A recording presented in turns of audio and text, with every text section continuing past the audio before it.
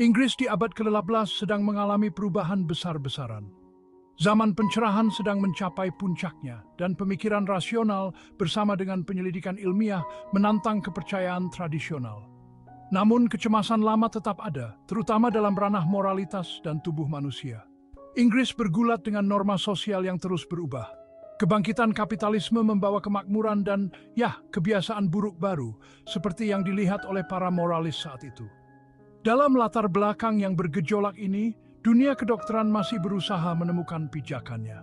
Pengobatan tradisional Galenik yang didasarkan pada humor perlahan-lahan memberi jalan bagi penemuan anatomi dan fisiologi baru. Namun, masih banyak yang tidak diketahui tentang tubuh manusia dan fungsinya. Kesenjangan dalam pemahaman ilmiah ini memungkinkan keyakinan moral dan agama sangat memengaruhi pemikiran medis, terutama yang berkaitan dengan seksualitas. Masturbasi atau pencemaran diri sendiri seperti yang kemudian disebut, menjadi titik fokus dari kecemasan ini.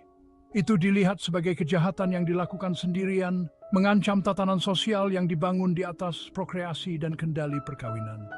Ketakutan dan ketidakpastian ini memberikan lahan subur bagi munculnya onania. Pada tahun 1919, sebuah pamflet berjudul Onania atau Dosa Keji Pencemaran Diri dan semua konsekuensinya yang mengerikan pada kedua jenis kelamin dipertimbangkan mendarat di jalanan London. Diterbitkan secara anonim, kepenulisannya tetap menjadi bahan perdebatan hingga hari ini. Beberapa ahli mengaitkannya dengan John Martin, seorang dokter yang kemudian menulis tentang penyakit kelamin. Yang lain menunjuk ke penjual buku Edmund Curl yang dikenal dengan publikasi sensasionalnya. Terlepas dari siapa penulisnya, onania segera menyentuh hati banyak orang. Pamflet ini memanfaatkan kecemasan saat itu, menawarkan perpaduan yang kuat antara kecaman moral dan bukti medis yang diakui. Pamflet ini dicetak ulang berkali-kali, semakin panjang dengan setiap iterasi, seolah-olah pesannya perlu terus-menerus diperkuat.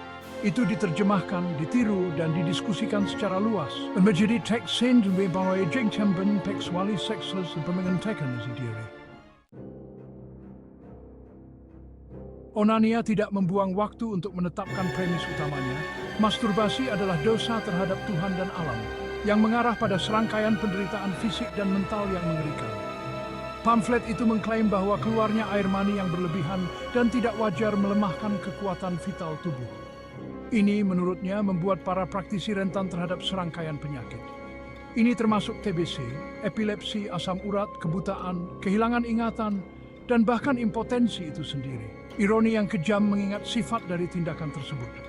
Pamflet itu melampaui penyakit fisik belaka, menyelidiki degradasi psikologis dan moral yang dikaitkan dengan masturbasi. Dikatakan bahwa tindakan itu menyebabkan kegilaan, melankolis, dan melemahnya tekad secara umum.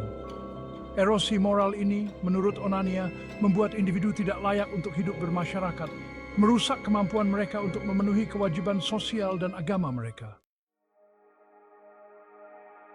Bagian 4. Kisah nestapa, studi kasus dan upaya pamflet untuk membuktikan. Untuk memperkuat klaimnya, onania menggunakan taktik yang umum dalam literatur medis saat itu, studi kasus. Kisah-kisah yang jelas dan seringkali disensasikan ini dimaksudkan untuk menunjukkan konsekuensi nyata dari masturbasi. Salah satu cerita menggambarkan seorang pemuda yang dulunya penuh harapan, yang menjadi mangsa kejahatan yang dilakukan sendirian. Dia menjadi kurus kering, tubuhnya diguncang kejang-kejang, pikirannya diselimuti oleh delusi. Yang lain menceritakan kisah seorang wanita yang didorong ke dalam kegilaan dan kematian dini oleh hasratnya yang tidak wajar. Kisah-kisah peringatan ini, baik yang berdasarkan kebenaran atau dibumbui untuk efek, berfungsi untuk menanamkan rasa takut pada pembaca. Mereka menawarkan perencanaan keras melakukan pencemaran diri sendiri, berarti mempertaruhkan dan tidak hanya kesehatan seseorang, tetap juga kewarasan dan tempat seseorang di dunia. Bagian 5. Memerangi godaan resep onania untuk kesucian. Setelah melukiskan gambaran suram tentang konsekuensi masturbasi, onania menawarkan kepada pembacanya jalan menuju penebusan pantang total. Pamflet itu menganjurkan disiplin diri yang ketat dan kewaspadaan terhadap godaan. Diet memainkan peran kunci dalam rekomendasinya. Onania menyarankan untuk menghindari makanan yang memanaskan seperti daging, rempah-rempah, dan alkohol yang diyakini dapat mengobarkan gairah. Sebaliknya, Ia menganjurkan diet makanan sederhana, mandi air dingin, dan olahraga berat sebagai cara untuk mendinginkan darah dan memadamkan hasrat yang tidak wajar. Di luar tindakan fisik ini, pamflet tersebut menekankan pentingnya doa, perenungan agama, dan menyibukkan diri dengan pekerjaan dan kegiatan yang dapat diterima secara sosial. Rekomendasi ini mencerminkan penekanan masyarakat yang lebih luas pada pengendalian diri dan pengaturan keinginan, sejalan dengan etos kerja Pram Datang berkembang itu.